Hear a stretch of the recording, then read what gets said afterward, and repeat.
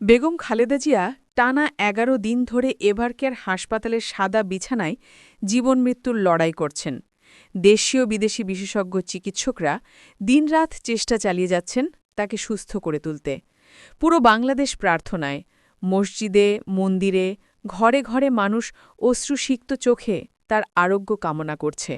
যেন পুরো দেশই আজ এক হৃৎস্পন্দনে বেগম জিয়ার জন্য কাঁদছে। এই কঠিন সময়ে সবচেয়ে আলোচিত প্রশ্ন, তারেক রহমান কেন মায়ের কাছে দেশে ফিরছেন না। লন্ডনে প্রায় ১৮ বছর ধরে নির্বাসিত জীবন কাটালেও বাস্তবে তিনি ঢাকার সঙ্গে প্রতি মুহূর্তে যুক্ত। ৭ দেশের বিশেষজ্ঞদের নিয়ে গঠিত চিকিৎসক টিমের সাথে তিনি নিয়মিত সমন্বয় করছেন।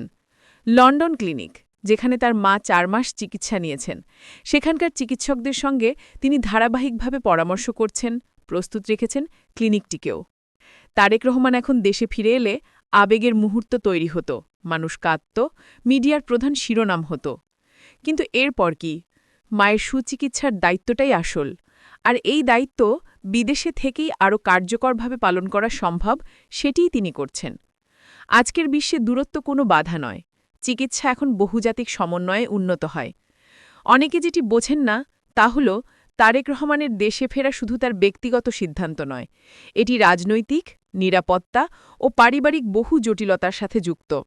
তিনি নিজেই বলেছেন, এটি তার এককভাবে সিদ্ধান্ত নেওয়ার বিষয় নয়।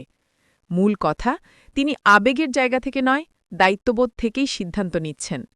সবচেয়ে জরুরি প্রশ্ন এখন তিনি কবে ফিরবেন নয়, বরং বেগম খালেদা জিয়ার চিকিৎসা কতটা নিশ্চিত করা যাচ্ছে। যখন চিকিৎসক টিম, পরিবার এবং দল একমত হবে যে তার উপস্থিতি প্রয়োজন, তখনই তিনি দেশে ফিরবেন। তার একমাত্র লক্ষ্য মায়ের সর্বোচ্চ চিকিৎসা নিশ্চিত করা। সর্বশেষ সকল সংবাদ, ব্রেকিং নিউজ ও আপডেট পেতে চ্যানেলটি সাবস্ক্রাইব করে সাথে থাকুন।